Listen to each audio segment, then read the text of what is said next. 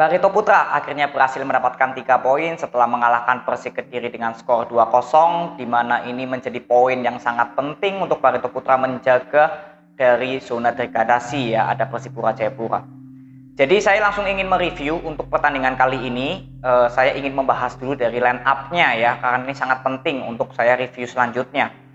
Persik Kediri boleh dikatakan setengah pemainnya dirotasi ya, seperti sayap kiri ada Dani ya, di sayap kanan ada Antoni, lalu di back kiri ada Yusuf, lalu di pemain tengah ada Arthur, Taufik dan juga Makado.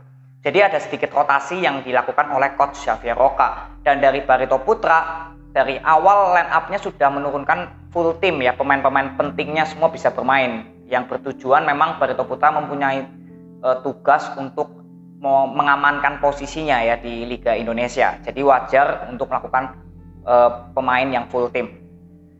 Jadi langsung aja kita masuk di babak pertama. Di babak pertama dari menit awal hingga menit 10, kedua tim sebenarnya yang saya lihat bermain cenderung berimbang ya. Persik Kediri juga beberapa kali membangun serangan dan Barito Putra beberapa kali membangun serangan. Tapi ketika menit 10 ke atas terlihat sekali bahwa Barito Putra berhasil melakukan pressing. Dan di sini Persik Kediri juga sebenarnya basicnya bermain pressing, tapi pressingnya lebih berhasil kepada Barito Putra, sehingga aliran bola dari Persik Kediri nggak berjalan dengan bagus.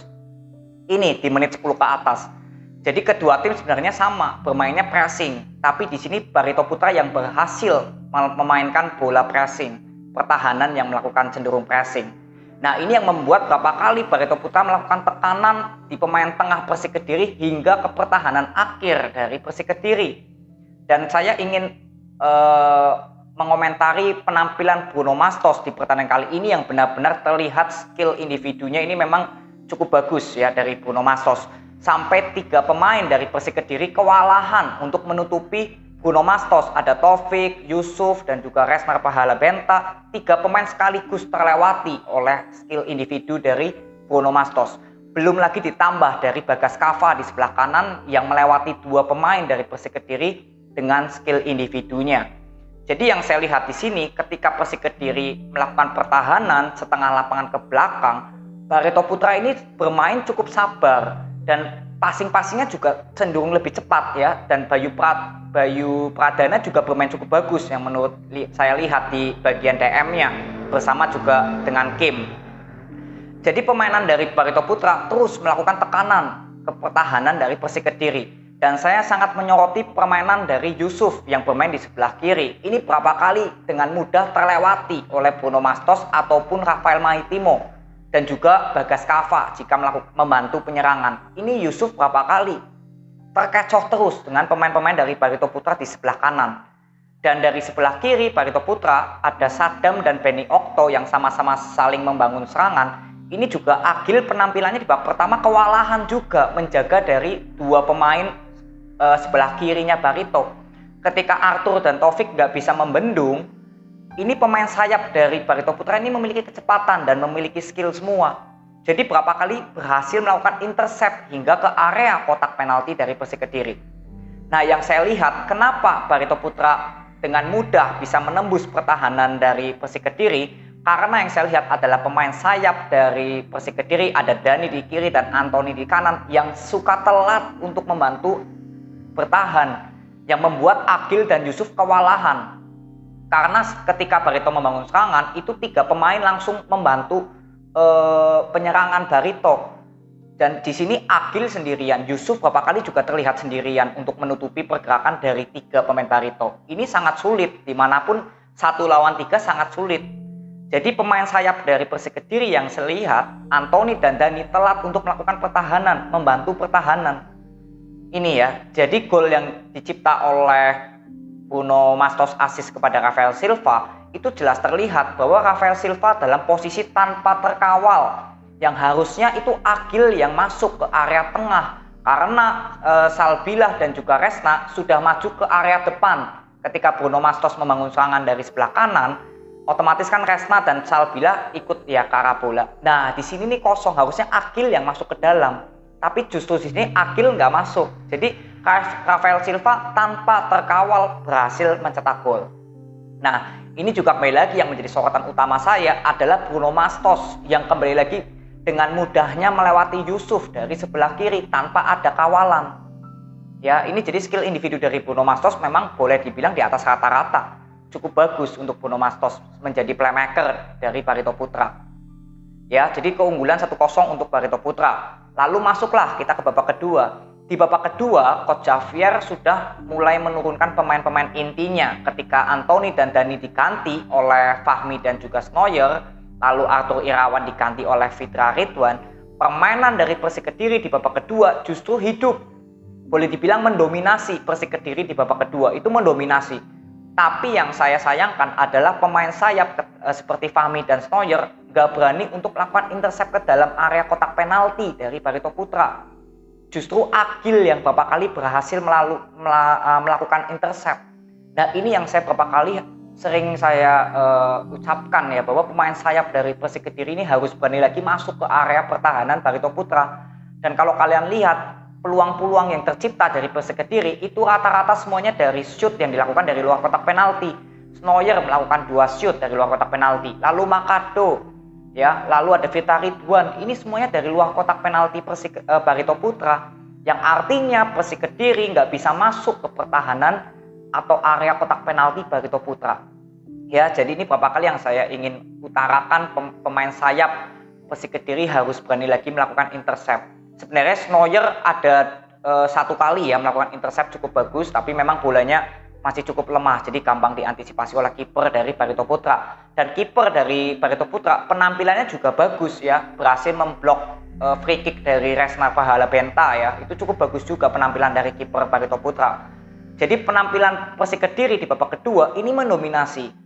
Dan ketika Taufik diganti oleh M. Ridwan, artinya Persik Kediri meninggalkan gelandang bertahan, nggak memakai gelandang bertahan, jadi memakai formasi 4-4-2. Sebenarnya aliran bola dari Persik Kediri ketika nggak ada Taufik ini justru nggak berjalan yang saya lihat ketika M. Ridwan dan EJ dijadikan sebagai target man ya.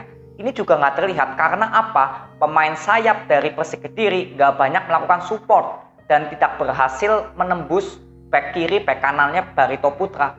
Begitu juga dengan Makado dan juga Fitra Ridwan ketika bermain 4-4-2 juga nggak bisa menembus tembok dari lini tengah Barito Putra. Nah, ini yang saya pernah katakan untuk Persik Kediri mencoba untuk formasi 3-5-2. Misalkan memang ingin memakai 2 striker karena pemain sayap bisa lebih aktif untuk membantu penyerangan dan membantu pertahanan. Jadi nggak fokus kepada penyerangan doang. Memang Persik Kediri dalam ketertinggalan 1-0 ya, ingin menyamakan kedudukan. Tapi kita juga ibaratnya harus memikirkan bagaimana untuk bertahan menghindari counter attack. Dan benar saja ketika memang Bruno Mastos yang melakukan skill individu, melakukan sprint, dan Yusuf yang kembali lagi ingin membuang bola, justru malah bolanya kena ya oleh Bruno Mastos dan mantul ke depan, langsung dilakukan skill individu dan memberikan assist kepada pemain dari Barito Putra dan mencetak gol.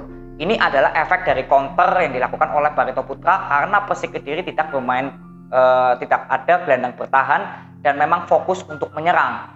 Jadi untuk fokus menyerang tapi justru tidak adanya gelandang bertahan seperti Taufik dan juga pemain sayap, pemain tengahnya Makado dan Fitra, ini sebenarnya nggak hidup untuk melakukan penyerangan.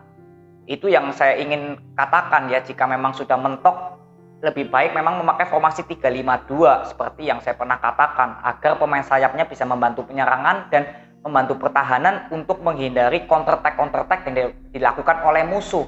Karena kalau Barito Putra di babak kedua ini cenderung lebih bertahan karena ingin mengamankan kedudukan, tapi nggak bertahan yang benar-benar bertahan, parkir bis. Berapa kali juga Barito Putra melakukan serangan balik dan berhasil, walaupun penampilan kiper dari Persik Kediri juga bermain cukup bagus. Ya, jadi review yang saya bisa dapatkan untuk Barito Putra dan Persik Kediri ini benar-benar kalau yang saya lihat di babak pertama dan babak kedua, strategi yang dilakukan oleh Barito Putra ini berhasil di babak pertama. Dan untuk Persik Kediri ini justru strateginya berhasil di babak kedua ketika memainkan pemain-pemain intinya. Tapi justru memang ketika Taufik diganti tidak memakai gelandang bertahan, ini sangat riskan untuk Persik Kediri di counter attack oleh musuh. Dan ini memang terjadi ya oleh gol kedua dari Barito Putra. Jadi itu aja review yang aku bisa berikan kepada kalian. Semoga ini bisa bermanfaat dan evaluasi untuk kedua tim. selamat untuk Barito Putra, kalian mendapatkan 3 poin, artinya semakin mengamankan posisi untuk bertahan di Liga Indonesia. Dan untuk Persik Kediri, saran yang saya bisa dapatkan atau kritik, saya hanya ingin menunggu jendela transfer untuk pertandingan-pertandingan nanti yang akan datang musim depan, akan membeli pemain siapa. Ini yang akan saya kawal. Karena di pertandingan kali ini jujur saja jelas terlihat bagaimana kualitas pemain dari Persik Kediri yang dimiliki dibanding dari Barito Putra. Tanpa ada maksud untuk merendahkan dari Persik Kediri, tapi terlihat jelas sistem dari Javier Roca gak berjalan. Padahal Javier Roca ini memiliki strategi yang jelas, tapi tidak didukung dengan kualitas pemain dari Persik Kediri yang saya lihat. Jadi berapa kali ya putus-putus terus serangan dari Persik Kediri. Tapi itu is oke lah, nanti kita lihat juga untuk jendela transfer di musim depan Persik Kediri akan membeli siapa. Ini akan saya kawal. Jadi itu aja, terima kasih yang sudah nonton sampai akhir. Selamat untuk Barito Putra dan semangat terus untuk Persik Kediri. Jadi kita ketemu di video berikutnya. See you.